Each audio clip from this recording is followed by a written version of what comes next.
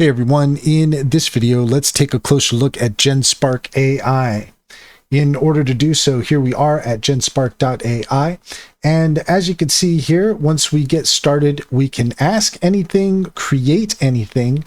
We have our ability to attach. We even got voice mode. We have the option to create a custom super agent. We can create AI slides, sheets, docs. We've got one prompt to build complete websites and web app instantly.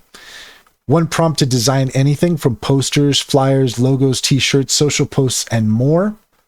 One prompt to create professional video edits instantly. Free chat with top-tier models from OpenAI, Claude, and Gemini. Free use with top-tier models from OpenAI, Flux, and Gemini. We have AI image generation. AI video, free use with top-tier models from Gemini, Kling, and Pixverse. And we have meeting notes, auto-transcribe meetings on Apple Watch, iOS, and Android. So that is everything that you can get from Genspark AI, and it really is quite deep, the amount of functionality that it has. You can see a variety of examples down here. So if you're interested in Genspark, head over to genspark.ai. And that's all there is to it. If you found this video helpful, please leave a comment and like and subscribe, and don't forget to set your notifications for more helpful tips.